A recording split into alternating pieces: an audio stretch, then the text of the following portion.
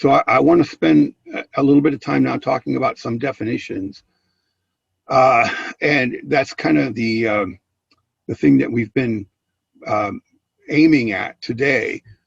And some of these I've already talked about. So historiography, the study of historical writing, or how do we history of how we tell the story over time, right? Which we saw today. We saw Frederick Jackson Turner tell the story one way, and we saw Patricia Lemig tell it a different way. Okay, ontology, an implicit organization of the world and its inhabitants. What does that mean? It's implied. Everybody knows it, but it's not stated. It doesn't have to be stated. Okay, everybody just knows that.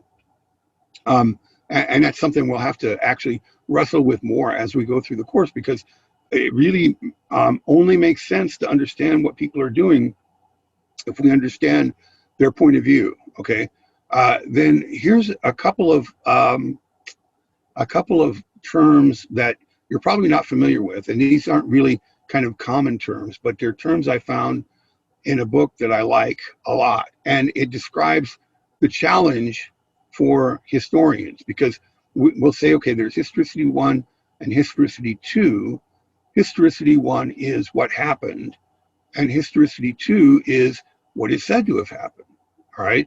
Obviously, they're not the same thing. What happened is what happened, but what is said to have happened is influenced by ontology, right? So for example, just not long ago, there was a Super Bowl, and the Super Bowl was between Tampa Bay Buccaneers and the Kansas City Chiefs, and the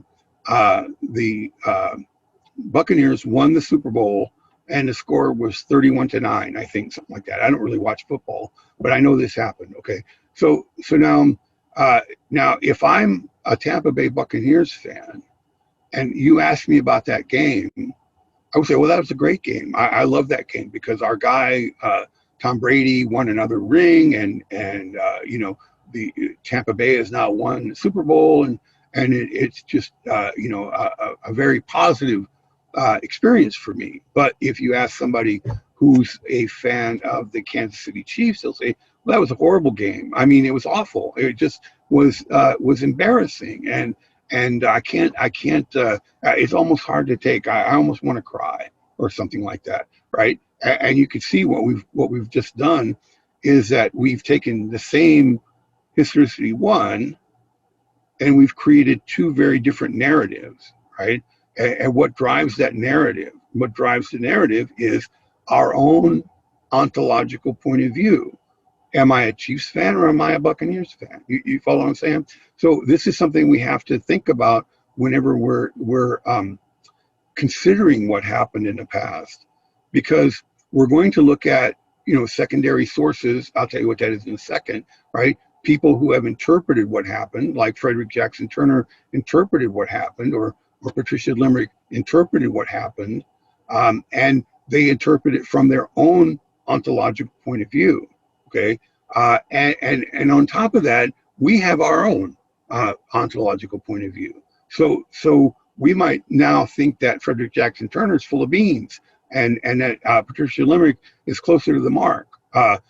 That's our own ontological point of view, and we have to be able to recognize that as well.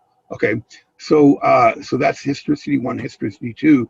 The challenge of how you weigh what happened against what is said to have happened. All right, and then finally, sources that historians use, generally texts, but can also be photographs and media, things like that, right? But a primary source is an uninterpreted document, and a secondary source is an interpretation of a primary source. So in this case, we could say that primary source is the Declaration of Independence. The secondary source is my book telling you what the Declaration of Independence means. Okay, so the primary source is not interpreted; it just is what it is, and the secondary source is an interpretation of that document. Okay, we could also look, for example, at the two works we looked at today, Turner's thesis, which we could now, because it's well over 100 years old, consider to be a primary source, and Patricia Limerick, who is interpreting that document. Okay, so we could say, okay, the Turner thesis is a primary source, and the Limerick book is an interpretation of that source. So Turner's thesis is a primary source, and Patricia Limerick's thesis, or Patricia Limerick's book, is a secondary source and interpretation of Turner's primary source. And so that's the lecture, I guess you could say, for today. This is Professor Cox signing off. Live long and prosper.